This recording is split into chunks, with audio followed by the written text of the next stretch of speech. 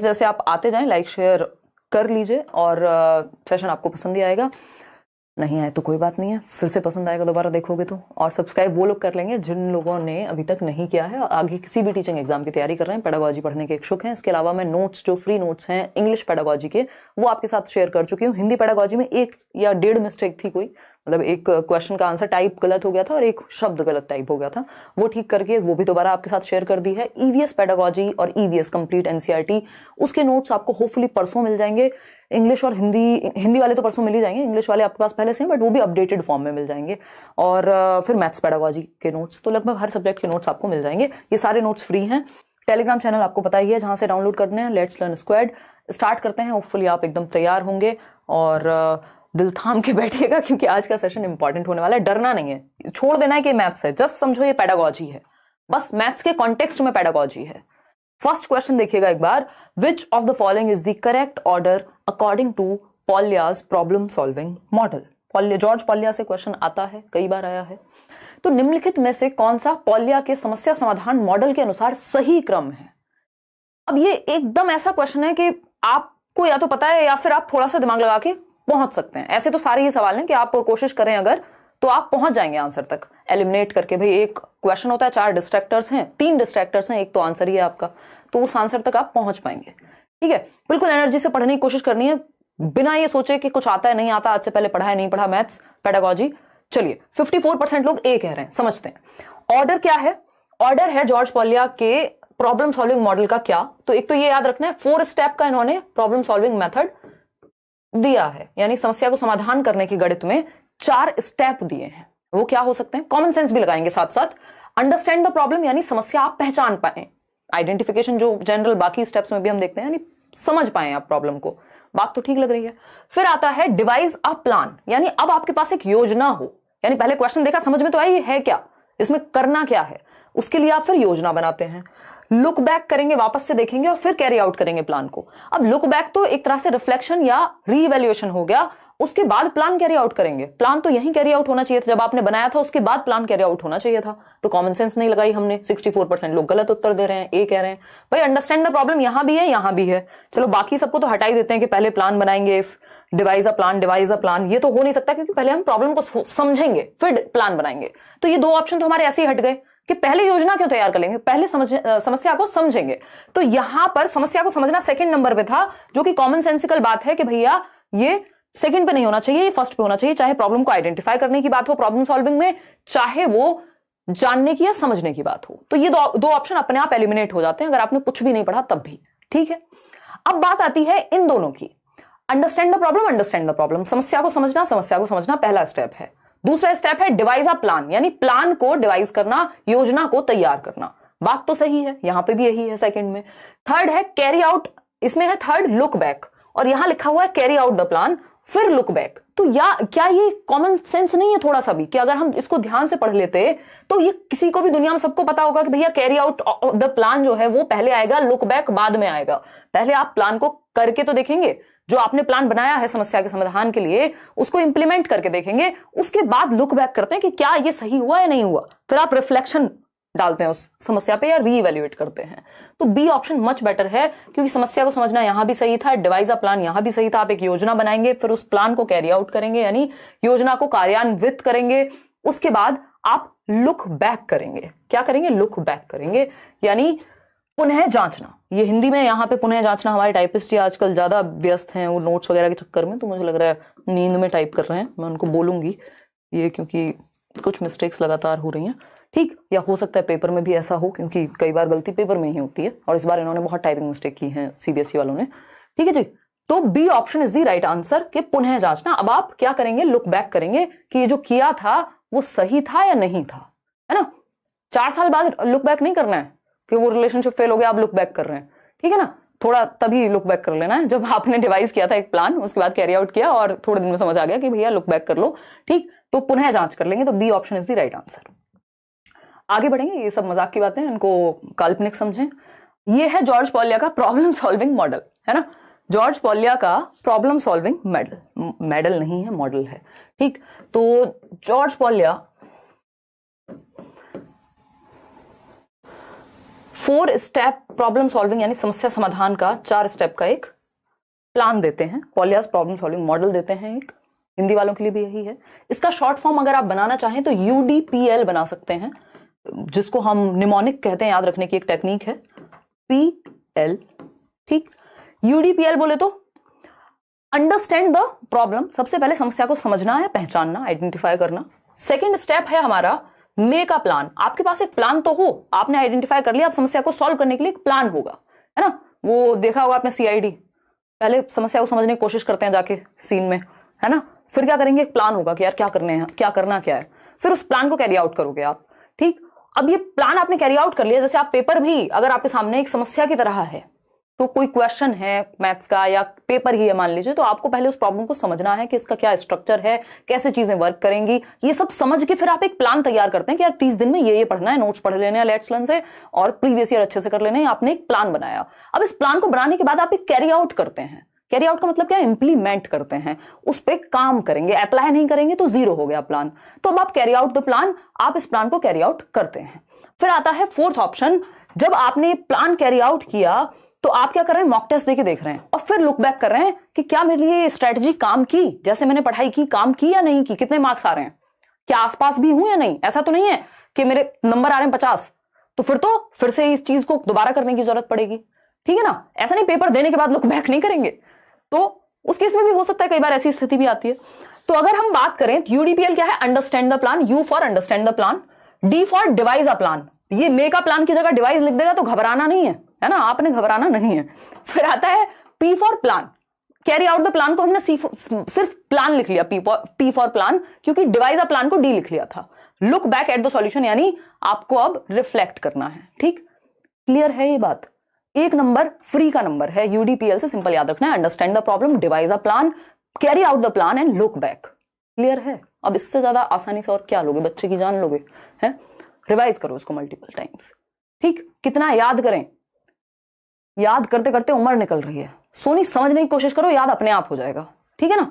चलो स्टार्ट करते हैं। कितने का तो कोई आंसर नहीं है ना, पिछले 6 साल से मैं भी आपके सामने खड़ी हूं और डिस्कशन चल रहा है, और अब तो ऐसे कुछ है भी नहीं कि मतलब कुछ ऐसा बाकी हो कि जिसके लिए कोई मजबूरी, कुछ भी नहीं है। खुशी तो कुछ तो करोगे ना जीवन में, तो पढ़ लो यार।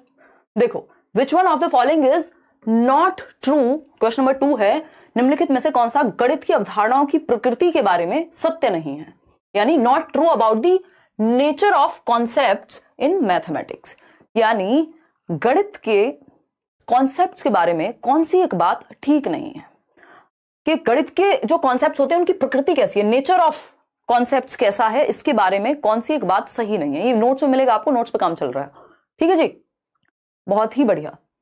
आपने बोला था कि टाइपिंग मिस्टेक बहुत होती है सीटेट के पेपर में, इसलिए क्वेश्चन का हिंदी इंग्लिश दोनों चेक कर लेना। मैम हर क्वेश्चन को हिंदी इंग्लिश में करके देखेंगे तो काफी वक्त, हर क्वेश्चन को क्यों करना है कंचन, है यही तो दिक्कत है हमारी। हम थोड़ा सा अपनी प्रैक्टिकल इंटेलिजेंस, स्ट्रीट स्मार्टनेस नहीं लगाते सामने वाले की बात में, कॉन्टेक्स्ट में समझना होता है चीजों को। अगर आपको हल्की सी भी कंफ्यूजन लग रही है तो उस केस में आप चेक कर लोगे, हर क्वेश्चन चेक करोगे, फिर चेक ही करते रह जाओगे, आपको वहां पे चेक करने के नंबर तो मिलेंगे नहीं, है ना। ऑफ कोर्स हर क्वेश्चन को चेक नहीं करना, और उसमें भी अगर आप इंग्लिश मीडियम वाले हो तो आपको ज्यादातर क्वेश्चन हिंदी में देखने की जरूरत ही नहीं है, क्योंकि इंग्लिश को ही फाइनल माना जाता है, ठीक है ना। तो ऐसा नहीं है। बी कह रहे हैं 38% लोग, यानी बी जो है वो गलत बात है, यही गड़बड़ हो गई। ये बेसिक कुछ कॉन्सेप्ट्स हैं, नोट्स में सब लिख दिए जाएंगे। अगर हम बात करें नेचर ऑफ मैथमेटिक्स की, ये अपने आप में एक टॉपिक है, अगर आपने अपने टीचिंग ट्रेनिंग में बीएड में, डीएलएड में, बीटीसी में पढ़ा हो, या फिर पेडागोजी की किसी किताब में पढ़ा हो। Abstraction in nature, mathematics abstract होता है अपने नेचर में, अमूर्त होता है, जिसको हम मूर्त संप्रतियों को बना करके या टीचिंग लर्निंग मटेरियल ऐसा यूज करते हैं जो मूर्त हो, कॉन्क्रीट हो, कि भाई एक ऐसा कॉन्सेप्ट है, मान लीजिए कि एक एंगल है ना। अब उसके लिए कॉन्क्रीट चीजों का प्रयोग किया जाता है, या तो चार्ट वार्ट बनाया जाएगा, डायग्राम बनाया जाएगा, या कुछ एक ऐसी सामग्री प्रयोग की जाएगी जो कॉन्क्रीट हो, क्योंकि ये अवधारणाएं अमूर्त हैं, एब्स्ट्रैक्ट हैं, इनको आप हाथ में लेके नहीं घूम सकते, दिमाग में होती हैं।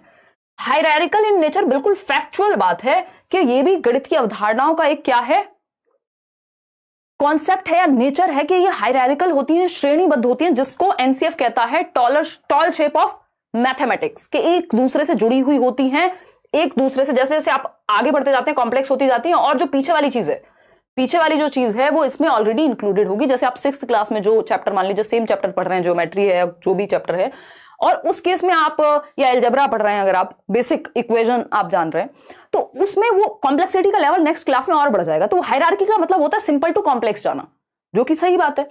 लॉजिकल इन नेचर, बिल्कुल तर्क संगत एक विषय है, लॉजिकल नेचर का विषय है बिल्कुल, चाहे वो रीजनिंग हो, मैथ्स हो, साइंस हो। कॉन्क्रीट इन नेचर, ये बात गलत है। मैथमेटिक्स का जो नेचर है वो अपने आप में कॉन्क्रीट नहीं है, आपको मूर्त सामग्री के थ्रू टीचिंग लर्निंग मटेरियल्स का सहारा लेकर के इसको मूर्त संप्रत्ययों के रूप में समझाना पड़ता है, जो कि एब्स्ट्रैक्ट कॉन्सेप्ट्स होते हैं। तो ये अपने आप में कॉन्क्रीट नहीं है, ये अपने आप में एब्स्ट्रैक्ट है, इसका जो नेचर है, कॉन्क्रीट हम बनाते हैं। ठीक है जी। शिवानी कह रही मुझे लगता है मैम मेरे अगर सीडीपी नहीं होते तो मेरी सीडीपी का क्या होता अगर आप नहीं होते। अच्छा, एक क्वेश्चन है, सजेस्टोपीडिया का क्या मतलब होता है पेडागोजी में? डी सजेस्ट, कुछ तो गड़बड़ है। एक बार शिवानी, ये मैं समझ नहीं पा रही हूँ कि आप एग्जैक्टली क्या पूछ रहे हो, या तो कमेंट में पूछ लेना या फिर इसका स्क्रीनशॉट ले लो, एक बार देख लेंगे कि आप एग्जैक्टली क्या पूछ रहे हैं। ठीक है शिवानी, चलिए आइएगा, क्योंकि सीटेट में तो आई थिंक मैंने नहीं देखा इस तरह का कुछ, या हो सकता है कि समझने में दिक्कत हो। अभी देखिएगा, तो आंसर क्या हुआ? डी। अभी भी 35% लोग बी पे अटके हुए हैं, क्या करें हम आपका है। तो सिंपल बात है, कौन सी बात सही नहीं है? कॉन्क्रीट नहीं है ये नेचर में। ये 3 चीजें आपने मैथमेटिक्स के नेचर के बारे में सीख ली, अगर ऐसे पढ़ेंगे तो काम बन जाएगा। भाई आपने यहां एक चीज सीखी कि क्या नेचर में नहीं है, बाकी की 3 चीजें सीखी कि ये नेचर में है, कि गणित की प्रकृति अमूर्त है, श्रेणीबद्ध होती हैं चीजें, एक दूसरे से स्पाइरल में होती है, सिंपल टू कॉम्प्लेक्स जाती हैं, तर्क संगत होता है। ये 3 बातें आपने सीखी और एक बात आपको पता लगी। तो ऐसे पढ़ेंगे तो अगली बार अगर ऑप्शन में नॉट हटा के किसी इन तीनों में से किसी एक ऑप्शन को देगा जो सही होगा। इजी है, इजी पीजी लेमन स्क्वीजी। आगे बढ़ेंगे, क्वेश्चन नंबर 3। हंसना नहीं है यहां बैठ के। क्वेश्चन नंबर 3 देखिएगा, क्वेश्चन नंबर 3 जवाब दीजिएगा। बहुत ही बढ़िया। I am Rajat from Soron. Ma'am आप एक मीटअप सेशन रख लीजिए हमारे यहाँ कासगंज में। रखेंगे रजत, अभी देश भर घूमने का समय आएगा, अभी थोड़ा समय व्यस्त हूँ, तब जहां जहां जाया करेंगे वहां वहां आपसे मिल लिया करेंगे। ठीक है जी। अभी तो दिल्ली में ऑफलाइन क्लास रखेंगे, चुपचाप से पढ़ने आ जाओ, है ना। देखो एक बार, क्वेश्चन नंबर 3 कह रहे हैं 43% लोग ए ऑप्शन समझते हैं। After teaching place value of numbers, डरना नहीं है आपने, घबराना नहीं है, इसको मैथ्स नहीं समझना है, ये बस आपकी पेडागॉजी है, ये मान के चलो। ठीक है।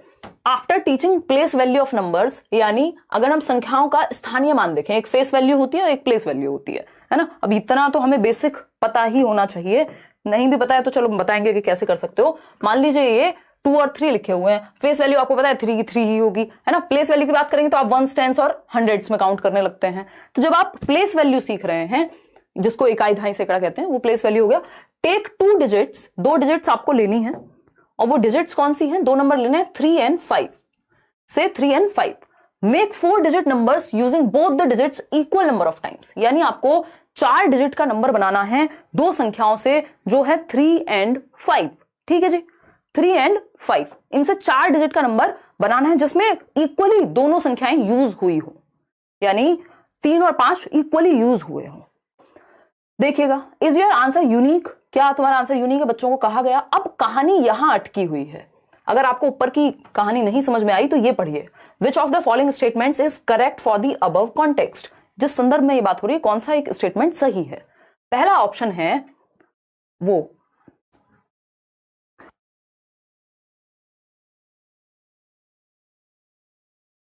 देखिएगा, अगर हम बात कर रहे हैं तो फर्स्ट ऑप्शन है, it is an open ended question and gives opportunities to students to analyse and critique each others responses. यानी यह एक खुले सिरे वाला प्रश्न है, मुक्त उत्तर वाला प्रश्न है, और छात्रों को आपस में एक दूसरे के उत्तरों का विश्लेषण और आलोचना करने का अवसर प्रदान करता है। बात तो सही है। बी ऑप्शन है, it is an example of close ended. देखो ये क्लोज एंडेड नहीं हो सकता। क्लोज एंडेड में क्या होता है? येस और नो, एक सही आंसर होता है क्लोज एंडेड में। जैसे एमसीक्यूज क्या है? क्लोज एंडेड है, 4 में से एक ही उत्तर सही होगा जो आपको 1 नंबर दिलवा दे। ठीक है, तो क्लोज एंडेड में भाई 2 और 2 कितने होते हैं? 4 होते हैं, ये क्लोज एंडेड है। 2 into 2 कितना होगा? 4 होगा। 2 3 कितना होगा? 6 होगा। ये क्लोज एंडेड है, इसमें आप कुछ कर नहीं सकते, वो होगा ही। ठीक, तो ये क्लोज एंडेड में एक सही उत्तर होगा, जैसे fill in the blank, MCQs या फिर मैच द फॉलोइंग, ये सब क्लोज एंडेड है। ठीक, फिर आता है C option, multiple responses to a question should be discouraged. यानी यदि आप एक गणित में अनेक उत्तर देने वाले प्रश्नों को हतोत्साहित करेंगे, जबकि हमें मल्टीपल पर्सपेक्टिव्स को बढ़ावा देना है, रट्टे थोड़ी लगवाने हैं एक उत्तर के। तो ये तो बात गलत हो गई दोनों ही। It is an example of contextual question. कौन से संदर्भ की बात हो रही है सरकार, कौन सा संदर्भ है यहाँ, कोई ऐसा स्थिति दी है, कोई रियल लाइफ सिचुएशन दी है, कॉन्टेक्स्ट की तो कोई बात नहीं है। ठीक, तो एक ही उत्तर यहां सही लग रहा है, उसको भी समझेंगे। It is an open ended question and gives opportunities to students to analyse and critique each others responses. यह एक मुक्त उत्तर वाला प्रश्न है और छात्रों को आपस में एक दूसरे के उत्तरों का विश्लेषण और आलोचना करने का अवसर प्रदान करता है। क्यों, सिंपली देख लेते हैं एक बार। अगर हम बात करें 2 और 3 दिया, कितना नंबर है, 3 और 5। 3 और 5 से 4 डिजिट नंबर हमको बनाना है, 4 डिजिट नंबर आपको बनाना है 3 और 5 का प्रयोग करके। ठीक है जी, अब 3 और 5 का प्रयोग करें इक्वल नंबर ऑफ टाइम्स, दोनों बराबर के यूज होने चाहिए। एक तो आ गया 3 5 3 5, है ना, और क्या आ सकता है 5 5 3 5 5 5 3 3। इसी तरह से इनको, और ये ओपन एंडेड हो गया, कोई इसका एक आंसर नहीं है। अलग अलग बच्चे अलग अलग इसकी प्रोबेबिलिटी बनाएंगे और फिर कहेंगे तेरा गलत है, या तूने ऐसे नहीं, इसको तो ऐसे भी कर सकते थे, तो क्रिटिक भी कर पाएंगे एक दूसरे को। तो ये क्या हुआ, इसकी बहुत सारी प्रोबेबिलिटी हो जाएंगी, कैसे भी खेलते रहो उसके साथ। तो ये क्या हुआ, ये ओपन एंडेड हुआ, इसका कोई एक सही उत्तर नहीं है, बच्चों को इस पर चर्चा करने का मौका मिलेगा। A option is the right answer over here.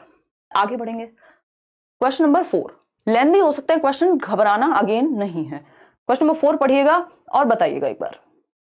पूछिए मैडम। फोन नहीं दे सकते आपको, चार्ज हो रहा है। ओ गॉड, लो जाओ, क्या याद रखोगी, बहुत बड़ा दिल है, लो देखिएगा,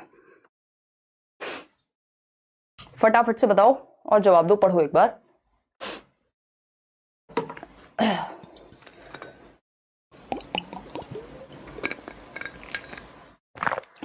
कह रही हैं शिवानी कि डिसजेस्टोपीडिया मेथड क्या होता है इंग्लिश पेडागोजी में, पीवाईक्यू के एक क्वेश्चन में ये वर्ड मिला है।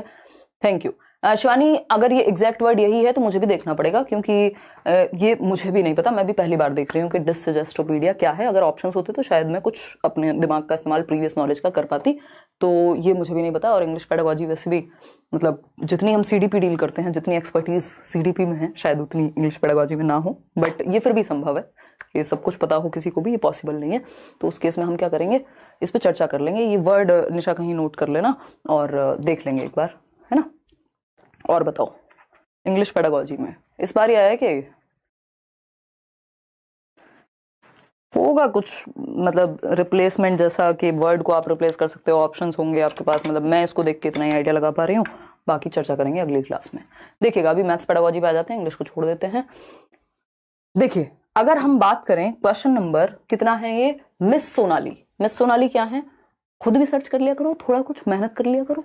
Miss Sonali, a class 1 mathematics teacher gives the following activities to her learners. यानी कक्षा 1 की गणित की अध्यापिका सुश्री सोनाली ने अपने अधिगमकर्ताओं को निम्नलिखित क्रियाकलाप दी, एक्टिविटीज दी।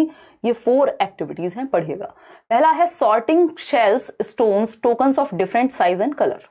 यानी भिन्न आकार और रंगों वाली सीपियां, कंकड़ पत्थर, टोकन, प्रतीकों को वर्गीकृत करना, इकट्ठा करना। मतलब मान लीजिए आपको एक स्क्वायर शेप का कुछ मिला है, एक सर्कल का बॉटल का कैप है, तो वो सब आपने इकट्ठे किए हुए हैं अलग अलग शेप और साइज में। बात तो ठीक है, कोई दिक्कत नहीं है। तो ये क्या है, ये एक एक्टिविटी है जो एक टीचर ने दी है बच्चों को, क्लास 1 के लिए। छोटे बच्चे हैं, उनको कॉन्क्रीट मटेरियल से ही सिखाएंगे हम, ठीक बात है।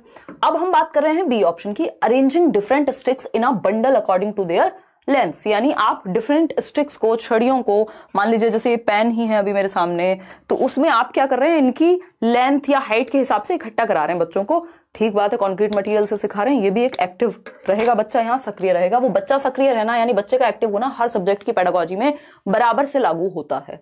फिर आता है C option, collecting sticks, feeders, leaves from their surroundings and tie them in groups. यानी बच्चे स्टिक्स, जो भी आसपास छोटी मोटी लकड़ियां मिल रही हैं उनको, पंख मिल रहे हैं, लीव्स मिल रहे हैं, उनको कलेक्ट कर रहे हैं, जिससे कि उनको आइडिया लगेगा, नंबर सेंस डेवलप होगा, कहीं ना कहीं ऐसी बात हो रही होगी। फिर आता है D option, threading the beads to form a garland for counting.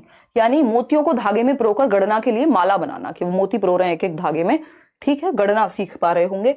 These type of activities are, पहला ऑप्शन है done in primary classes for leisure, यानी मौज मस्ती के लिए की जाती हैं। मौज मस्ती तो इंक्लूडेड होती है, उद्देश्य मौज मस्ती नहीं होता है ना, मौज मस्ती बीच में होनी चाहिए क्लास के, ठीक है, तो ऐसा नहीं है।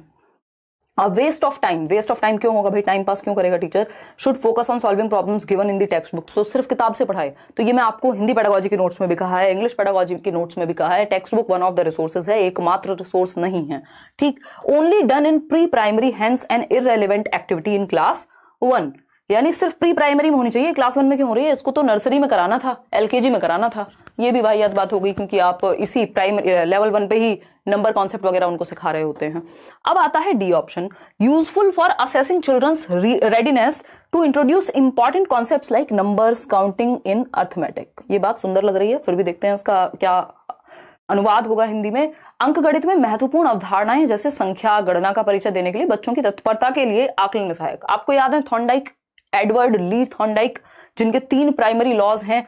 रेडीनेस फॉर लर्निंग, यानी बच्चे का तैयार होना बहुत जरूरी है। इसमें रेडीनेस, कॉग्निटिव रेडीनेस भी होती है, जिसकी बात प्याजे करते हैं कि वो मैच्योर है उतना या नहीं, और दूसरी रेडीनेस है वो तैयार है, अपने माहौल उसे ऐसा मिला है कि वो सीखने के लिए तत्पर है। अगर आप मान लीजिए लाइव में बैठे हैं और सीखने के लिए तत्पर नहीं है, तो आप कुछ भी कर लीजिए नहीं सिखा पाएंगे। मतलब वो कहा जाता है ना कि घोड़े को आप तालाब तक तो ले जा सकते हो बट पानी नहीं पिला सकते, ठीक है ना। तो उसके लिए उसको तैयार होना बहुत जरूरी है। तो ये जरूरी है कि हम बच्चों को सिखाने के लिए ऐसे कॉन्सेप्ट्स, नंबर काउंटिंग वगैरह को सिखाने के लिए क्या कर रहे हैं, ये एक्टिविटीज करा रहे हैं कि ये सब चीजें इकट्ठे करेंगे तो वो समझ पाएंगे कि गणना जैसी कोई एक कॉन्सेप्ट होता है, और फिर हम उनको इंट्रोड्यूस कर पाएंगे जब वो रेडी फील करेंगे। तो क्वेश्चन नंबर 5 देखिएगा, according to national curriculum framework 2005 which of the following processes are indicative of mathematization of child's thinking। एक क्वेश्चन निश्चित रूप से mathematization of child's thinking पे हर बार हर सेट में लगभग आता ही है।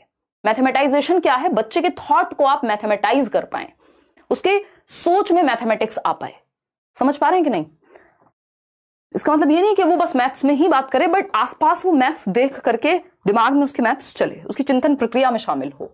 तो राष्ट्रीय पाठ्यचर्या रूपरेखा जो एनसीएफ 2005 डॉक्यूमेंट है आपका, उसके अनुसार कौन सी प्रक्रियाएं बच्चे के चिंतन के गणितीकरण की सूचक हैं कि अब बच्चा जो है वो मैथमेटिकली सोचने लगा है। पहला ऑप्शन है mathematical communication only through a formula, सिर्फ फॉर्मूला के थ्रू। देखो बच्चा एक्टिव है क्या फॉर्मूला में, ये तो रटने वाली भी बात हो गई। और दूसरा, इसका मतलब ये कब से हो गया कि मैथमेटाइजेशन ऑफ थिंकिंग का मतलब है सिर्फ फॉर्मूला, तो ये तो रटना हो गया, रोट मेमोराइजेशन है, रटने से बचना है। सारे पेडागोजी के फंडे हर सब्जेक्ट में पेडागोजी में सेम लगते हैं, ठीक है। बी ऑप्शन पढ़िए, जवाब दीजिए, इससे भागना नहीं है मैथ से, सिर्फ ये 30 क्वेश्चन सॉल्व कर लो, अपने आप डर निकल जाएगा पेडागोजी का, ठीक है। आस्था कुशवाहा कह रही है ma'am, I need help, my family toxicity, I can't focus on study, I feel so helpless, my age is 21, I want a government job but for that we need to study hard. Aastha tuition पढ़ाइए, library में जाके बैठिए, उनको समझाइए, नहीं समझ में आ रहा हो कहिए कि नहीं रहना, what ever it is, but अगर इतना चाहते हैं तो आप तरीके निकालिए, है ना। लाइब्रेरी बैठिए 6 घंटे 8 घंटे जाके, 2 घंटे ट्यूशन पढ़ाइए, अपना खर्चा निकालिए और करिए। जब इतनी आग है तो तरीके बहुत हैं, ठीक है जी। चलिए आइए, क्योंकि समस्याएं सबके साथ कुछ ना कुछ हैं, समस्याएं कोई नहीं पूछता, मैं बिल्कुल समझ सकती हूं, बट समझने से होगा क्या, है ना।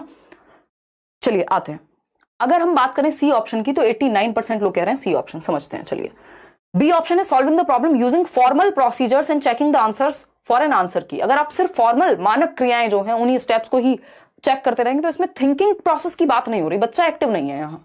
Estimating the weights of different objects in surroundings and discussing the answers with peers and teachers, यानी आसपास की भिन्न भिन्न वस्तुओं के भार का अनुमान लगाना और उत्तरों पर सहपाठियों तथा शिक्षकों के साथ विचार विमर्श करना। यानी हम ये कह सकते हैं कि जो भी आसपास भिन्न वस्तुएं पड़ी हुई हैं या आसपास रखी हुई हैं, मान लीजिए ये बॉटल है, ये माउस है, कोई रिमोट है, तो अनुमान लगाना क्या इसका कितना वेट हो सकता है, ठीक। इसमें क्या है भाई, चारों ऑप्शन में बच्चा सबसे ज्यादा एक्टिव है सी ऑप्शन में। अगर आपको गणित नहीं भी आता, आपको बच्चे को एक्टिव ढूंढना है, तो ये उत्तर ज्यादातर चांसेस हैं, 99% चांस है कि यही सही होगा जिसमें बच्चा ज्यादा एक्टिव है, ठीक। Doing an activity on addition following the strict prescribed instructions. देखो स्ट्रिक्ट लिखा हो, रिजिड लिखा हो, लेबल करना, सेग्रीगेट करना, ये सब नेगेटिव बातें हैं। फ्लेक्सिबिलिटी चाहिए, स्ट्रिक्टनेस नहीं चाहिए, तो C option is the right answer over here. आगे बढ़ेंगे, क्वेश्चन नंबर 6। अब इसके लिए आपको एनसीएफ पढ़ा हो ये जरूरी नहीं था, बस आपको बच्चे के भले के बारे में पता हो। क्वेश्चन नंबर 6 देखिए और जवाब दीजिएगा। बताइए लोटस क्या कह रहे हैं? अच्छा, कहना लोटस पे गेम खेलो, लोटस आपको ब्लॉक कर देंगे हम, ये फालतू की एडगिरी नहीं चलेगी यहाँ पे, ठीक है ना। ऐसी हरकतें नहीं करनी है लोटस, ये गलत बातें होती हैं, पढ़ लेने दो इन्हें। वैसे ही गेम खेल खेल के लास्ट में याद आ रही है इनको कि पढ़ लें, हैं, दिल पे नहीं लेनी भाई कोई भी बात। देखो अब इस टाइम पे एक्सटर्नल इंटरनल सब तरह की मोटिवेशन देनी पड़ेगी आपको, तभी आप पढ़ पाओगे। अगर हम बात करें 6th क्वेश्चन की, तो NCF 2005, the shape of mathematics education has become taller and more spindly rather than broad and rounded. This means what? यानी जो एनसीएफ है, राष्ट्रीय पाठ्यचर्या की रूपरेखा 2005 है, जो बताता है कि कैसे किस सब्जेक्ट के साथ डील करें, क्या तरीके हों जिससे हम करिकुलम बना पाएं, तो ये कह रहा है कि जो गणित शिक्षा का आकार है वो चौड़े और गोलीय होने के स्थान पर ज्यादा ऊंचा होता जा रहा है, तकुआकार होता जा रहा है, यानी टॉल होता जा रहा है। अब इसके बारे में आपका क्या विचार है? तो आपको एक तो ये चीज समझनी है कि has become taller and more spindly rather than broad and rounded, कि होना कैसा चाहिए था, ब्रॉड और राउंडेड होना चाहिए था, बट ये टॉल होता जा रहा है। तो अगर टॉलर शेप ऑफ मैथमेटिक्स आपने कभी भी पढ़ा है, जो कि पहले पेपर में ऑफलाइन में भी इतनी बार आ चुका है, ऑनलाइन में भी देख ही रहे हैं आपके आया हुआ है, तो इससे आप बच तो सकते नहीं है। तो टॉलर शेप ऑफ मैथमेटिक्स क्या होती है, पहले ये समझना जरूरी है। टॉलर शेप ऑफ मैथमेटिक्स होती है, टॉल शेप ऑफ मैथमेटिक्स होती है। टॉल का मतलब होता है ऊंचा, मतलब जो ऐसे बना हुआ हो, मतलब एक कॉन्सेप्ट दूसरे से जुड़ा हुआ है। अगर आपको प्रीवियस कॉन्सेप्ट नहीं आता मैथ्स में तो आपको अगली क्लास समझ नहीं आएगी। यही है टॉल शेप ऑफ मैथमेटिक्स। तो इससे होता क्या है, कई बार बच्चा मान लो मिस कर दिया तो वो बेसिक कॉन्सेप्ट मिस कर जाता है, तो हम इसकी जगह फोकस राउंडेड कॉन्सेप्ट पे कर रहे हैं। तो राउंडेड से क्या होगा, या ब्रॉड अगर हो जाएगी शेप, तो इससे बेसिक भी साथ में क्लियर होगा बच्चे का। मान लीजिए कहीं मिस भी हो गया कुछ, तो वो बेसिक भी यहां इंक्लूड होता है, जबकि टॉल शेप में ऐसा नहीं होता। अगर आपको पिछली क्लास का नहीं आता या उससे पहले लेवल का नहीं आता तो आप भूल जाइए कि आपको समझ आने वाला है। तो टॉल शेप की बजाय क्या होनी चाहिए, ब्रॉड होनी चाहिए। टॉल समझ में आ गया ना, एक से दूसरे कॉन्सेप्ट पे बेस्ड हो चीजें, सिंपल टू कॉम्प्लेक्स हो, ठीक है। ये दो अप्रोचेस हैं अपने आप में। अगर हम बात करें यहां, तो पहला ऑप्शन है there is no communication between primary school and high school teachers. मतलब ऐसा इसलिए हो रहा है क्योंकि ये दोनों आपस में बातें नहीं कर रहे, कोई सेंस है इस बात की। बी ऑप्शन है topics have been introduced in hierarchical level of difficulty in mathematics curriculum, यानी गणित पाठ्यक्रम में विषयों का जो परिचय है वो कठिनाई के श्रेणीबद्ध स्तरों के अनुसार दिया गया है। चलो ठीक है, मान लिया, लेकिन सॉल्यूशन क्या है इसका, चलो देखते हैं। Over the years the mathematics curriculum has increased in volume by inclusion of many new topics. ये तो खराब बात हो गई, दुनिया से अलग टॉपिक्स आ गए क्या। फिर आता है डी ऑप्शन, इसको ए लिख दिया है, A curriculum acceleration has led to pruning of some basic topics to include new topics which are of significance in higher mathematics education। यानी पाठ्यचर्या के गतिमान होने के कारण ये जो एक्सेलरेशन है, जो हम और इसको कॉम्प्लेक्सिटी बढ़ा रहे हैं और बेहतर करने की बात कर रहे हैं, इसकी वजह से कुछ आधारभूत विषयों को काट छाट की गई है, जिससे जो बेसिक है उसका समावेशन कई बार नहीं हो पाता, जो कि होना चाहिए। ये ज्यादा आपको समझदार आंसर नहीं लग रहा, बजाय कि आप बी के साथ जाएं कि कुछ नए टॉपिक आ गए हैं और हायरार्किकल लेवल ऑफ डिफिकल्टी है मैथमेटिक्स में, इसलिए ऐसा है। ज्यादा कॉम्प्रिहेंसिव या इंक्लूसिव, बाकी को भी अपने अंदर समाहित करने वाला ऑप्शन नहीं लग रहा क्या ये? बिल्कुल लगेगा। तो become taller and more spindly rather than broad, इसका रीजन ये है कि जो करिकुलम एक्सेलरेशन है, जो हम इतनी तेजी से बढ़ावा दे रहे हैं या कॉम्प्लेक्सिटी को बढ़ा रहे हैं या डायनेमिज्म है, चेंज हो रही हैं चीजें, उसकी वजह से जो बेसिक कॉन्सेप्ट्स हैं वो नए कॉन्सेप्ट्स के साथ सिग्निफिकेंस में प्रॉब्लम आ रही है, वो साथ में नहीं चल पा रहे हैं। तो इसलिए हम ये कह रहे हैं कि इसका रीजन जो है टॉलर शेप का, वो ये है कि हमने एक्सेलरेट कर दिया चीजों को। तो D option is better than B option. बाकी के दोनों का तो कोई चांस ही नहीं था कि वो आंसर सही हो पाते। अब देखिए कॉन्सेप्ट मैप, हमने सीडीपी में भी पढ़ा है कॉन्सेप्ट मैप। अगर आप थोड़ा सा लॉजिक लगाएंगे जवाब दे देंगे। फटाफट से बताइएगा। एमडी आरजू, अच्छा 31,000 लोग जुड़े हुए हैं और 14,000 लोगों ने लाइक किया। देखो ये बराबर का हमें LHS RHS इक्वल चाहिए होता है, तभी हमें अच्छा लगता है। देखिए फटाफट से जवाब दीजिए। हाँ, बहुत कुछ लोगों को इतनी हंसी आ रही है, पढ़ लो।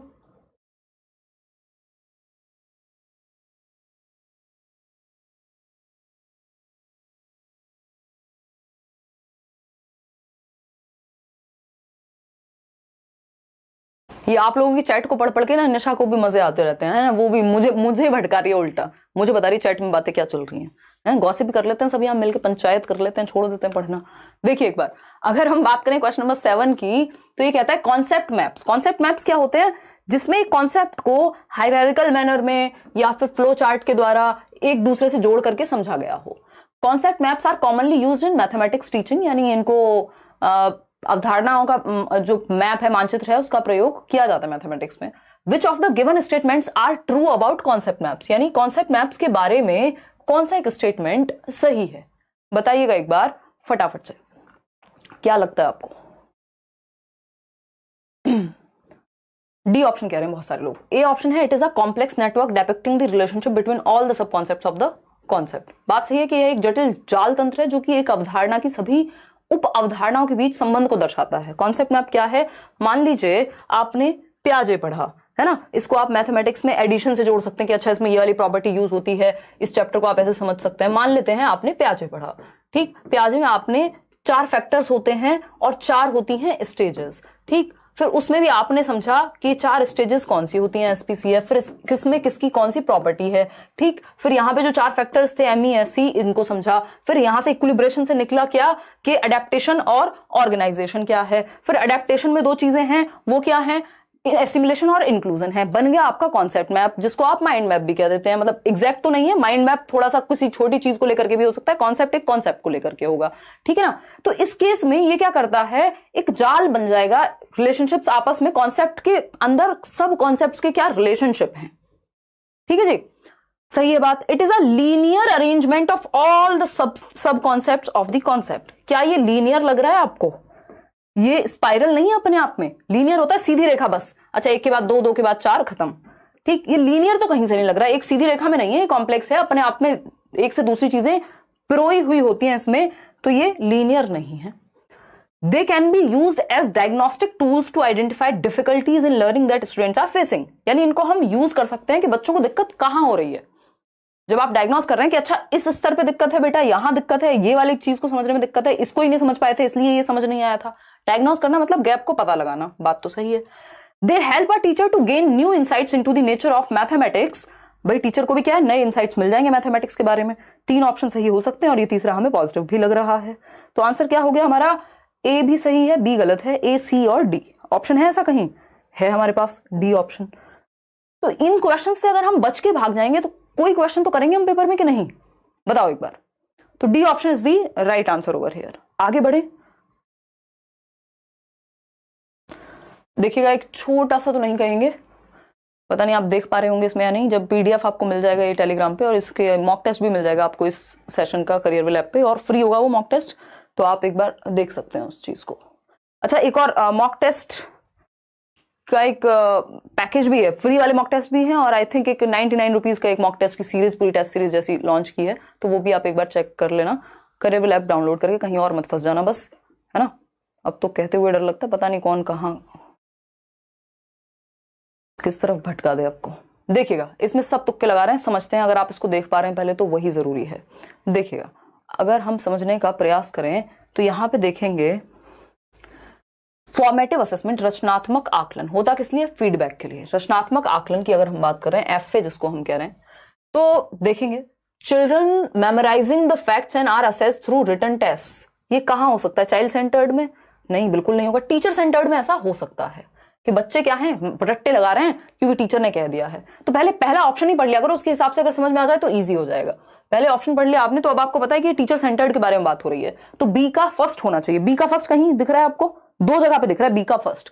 बी का फर्स्ट ऑप्शन 2 जगह पे दिख रहा है, यानी 3 जगह पे दिख रहा है बल्कि, है ना। कई बार तो ऐसा होता है इसी से सारा क्वेश्चन सॉल्व हो जाता है, बाकी और कहीं होता ही नहीं। तो बी का 4th वाला, चलो एक ऑप्शन तो एलिमिनेट हुआ कम से कम। बी ऑप्शन देखते हैं, ये तो होगा नहीं क्योंकि 4th तो सही नहीं हो सकता। टीचर सेंटर्ड हो गया ये। फॉर्मेटिव का भी पता करेंगे, children work both individually and in groups are assessed while doing activities.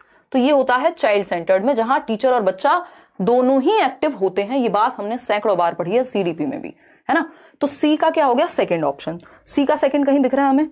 यहीं पे दिख रहा है सिर्फ, सी का सेकंड सिर्फ यहीं है, बाकी में है ही नहीं। सिंपल आंसर है, अगर आपको वो दोनों ये चेक भी नहीं करने तब भी आप आंसर तक पहुंच गए, है ना। इसी को स्मार्टनेस कहते हैं, जो थोड़ी सी मेहनत और समझ से आएगी। अगर आपके कॉन्सेप्ट्स ठीक डेवलप हुए हैं, आपने 4 ऑप्शन नहीं भी चेक किए तब भी आपको समझ में आ गया। और ये आपको लग रहा होगा कि अभी तो बड़ा कॉम्प्लेक्स है यार, बट ये खेलना आप सीख जाएंगे, थोड़ी प्रैक्टिस तो कीजिए। अगर हम बात करें यहां, तो आपके टीचर सेंटर्ड हो गया, चाइल्ड सेंटर्ड हो गया। ग्रुप असेसमेंट का मतलब बच्चे ग्रुप में असेस कर रहे हैं एक दूसरे को, तो helps to assess social skills and cooperative learning process. एक दूसरे की सामाजिक जो भी स्किल्स हैं, साथ में कैसे कोऑपरेट कर रहे हैं, ये सब सीख पाएंगे। फॉर्मेटिव असेसमेंट के लिए एक ही उत्तर बचा है, इसको चेक कर लेते हैं। 4th ऑप्शन होगा कि ये क्या लिखा हुआ है आपका, finds out what learning changes and progress has taken place in the child over a period of time in different subjects and other dimensions of personality, यानी स्कोलास्टिक प्लस को स्कोलास्टिक दोनों के बारे में आप पता कर पाए। फॉर्मेटिव असेसमेंट में ये चीज होगी, रचनात्मकता की बात होगी। तो A option is the only right answer over here. तो अगर आप सीडीपी अच्छे से पढ़ रहे हैं तो ईश्वर की दुआ से आपका पेपर जो है वो निकल जाएगा, क्योंकि बाकी सब्जेक्ट्स की इतनी प्रैक्टिस तो आप कर ही लेंगे मेरे ख्याल में। क्वेश्चन नंबर 9 देखिएगा। क्वेश्चन नंबर 9, शुरुआत में मैंने थोड़े से मुश्किल क्वेश्चन डाले ताकि आपका जो एनर्जी है उससे वो बनी रहे, बात तक जाते जाते अपने आप इजी हो जाएंगे। और यही पेपर में करना है, छोड़ने नहीं है क्वेश्चन, क्योंकि आपको लग रहा होगा 4 क्वेश्चन मुश्किल है और आप डर गए, अरे मैथ्स तो बहुत मुश्किल है। आगे देखोगे तो हो सकता है 8 इजी भी आए, ठीक है ना। चलिए आगे बढ़ते हैं और समझने का प्रयास करते हैं। मैं मम्मी कहती हैं आप बहुत स्पीड बढ़ाती होंगे आप, समझी नहीं आयशा। अम्मी का तो चल जाएगा, उनको स्पीड में लग रहा है, आपको भी स्पीड में लग रहा है तो बताओ, फिर कम कर देंगे, है ना। क्योंकि ये तो अम्मी का बड़प्पन है कि वो देख रही हैं। अदरवाइज अगर पढ़ने वालों को स्पीड में लग रहा है तो आप बता दीजिए। इतनी कहानियां सुना रही हो यार, है स्पीड प्रॉब्लम है या क्लैरिटी प्रॉब्लम? क्लियर समझ में आ रहा है ना। स्पीड कम भी कर सकते हैं, आप खुद भी कर सकते हैं अपने एंड पे। 1.25 वो उल्टा कर लीजिए, उसका 0.5 कर लीजिए। देखिए एक बार, तो विच of the following is, YouTube में फीचर है, Which of the following is not an appropriate assessment method for primary class children? यानी निम्नलिखित में से कौन सी प्राथमिक कक्षा के छात्रों के आकलन की उपयुक्त विधि नहीं है, बताइएगा। यानी प्राइमरी लेवल पे, 1st to 5th लेवल पे बच्चा कितने साल का है? 6 से 10 साल का होगा। अब 1st to 5th लेवल पे 6 से 11 साल का बच्चा अगर है तो 1st to 5th पे आपको क्या करना है, क्या नहीं करना है उसके आकलन के लिए, उसको असेस करने के लिए। पहला ऑप्शन है a test based on recalling of facts and formulae, यानी एक ऐसा टेस्ट जिसमें सिर्फ रिकॉल बेस्ड चीजें हों, फॉर्मूले के रट्टे लगाए हुए हों। रिकॉल करना कोई अच्छी बात नहीं होती, इसको मेमोराइजेशन या रटना कहते हैं, तो इससे तो आप दूर भाग जाइए। लेकिन नॉट पूछा था तो यही सही लग रहा है हमें। बाकी देखेंगे तीनों options. A subjective test according to the learning levels of children, यानी बच्चों के स्तर के अनुसार अगर एक सब्जेक्टिव टेस्ट बना रहे हैं, उनकी इंडिविजुअल नीड्स को ध्यान रख के, सही है। Using ICT information communication technology का यूज करना पढ़ाने में, ये भी सही है, या आकलन में। यूजिंग कॉन्सेप्ट मैप्स, बिल्कुल पॉजिटिव बात है, समझ इससे बेटर होती है, डिफिकल्टीज का पता लगता है, अभी हमने पिछले क्वेश्चन में देखा था।